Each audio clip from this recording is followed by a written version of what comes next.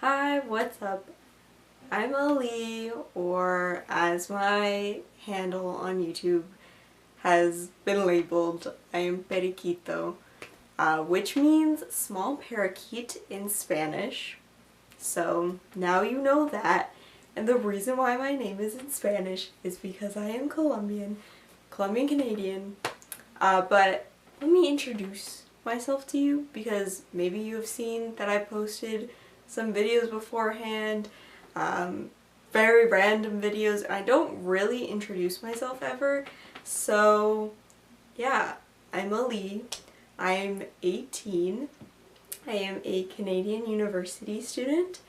I have type 1 diabetes, and most recently I have eye issues again. And if you're like, what could that possibly mean? It means that one of my eyes is perfect, which is why it's eye issue and not eyes issue. One of my eyes is doing great, and the other eye, which is my right eye, has a pit in it. And there's like fluid in it, and I can't see that well.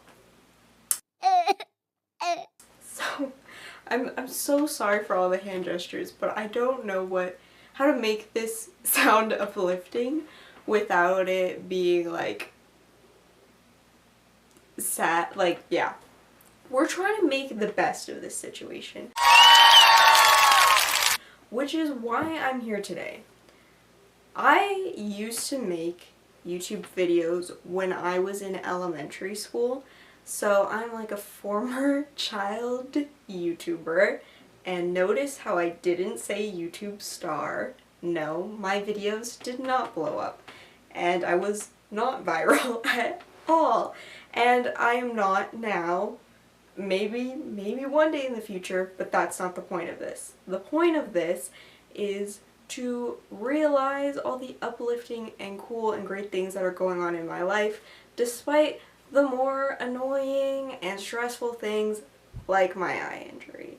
So anyways, after pretty much taking a break within all of my high school years of not posting or uploading a video, we're back in my university years to upload this video and hopefully some future ones.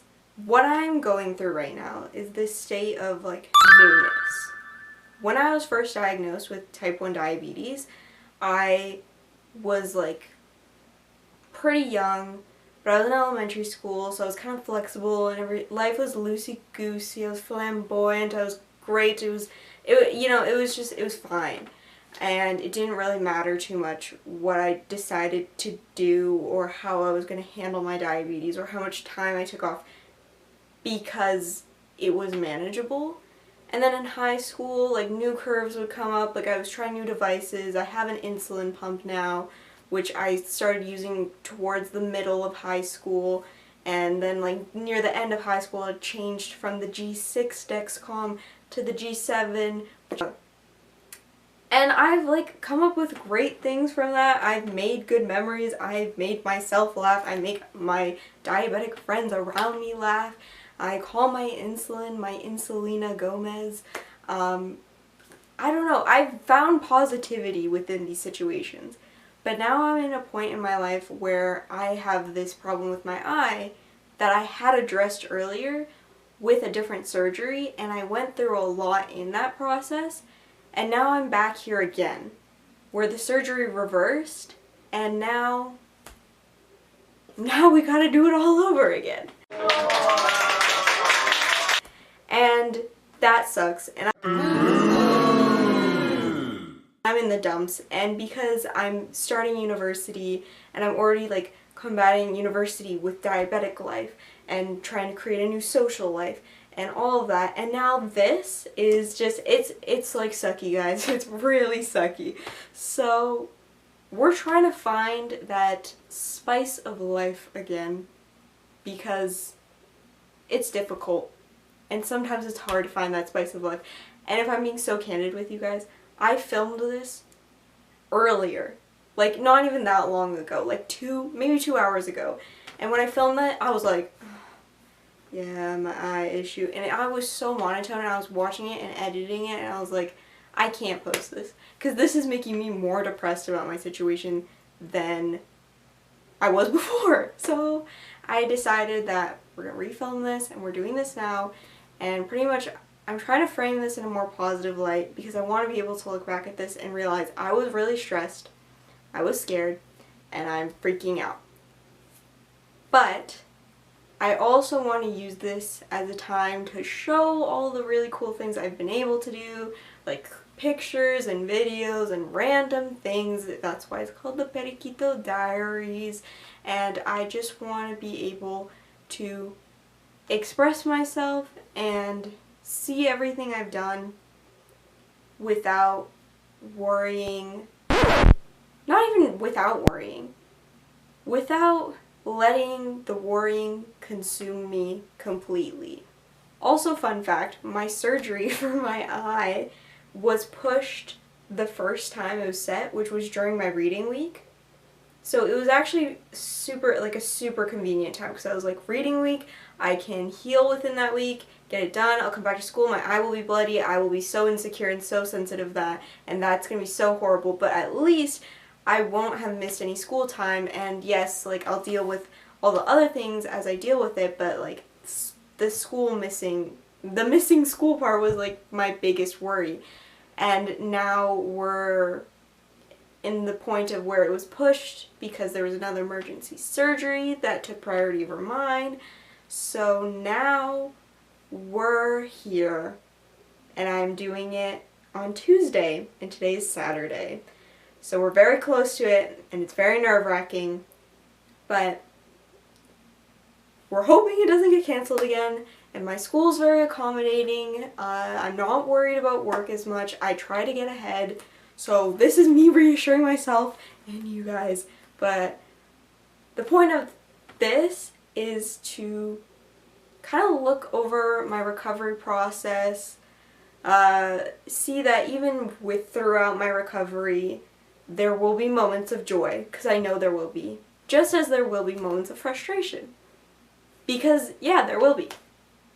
And even beyond this, if I hopefully keep posting and I keep up with this, and I really want to, then I'm just, like, the purpose, my goal, my mission statement is to find the joy in all of the extreme anxiety and pressure I feel.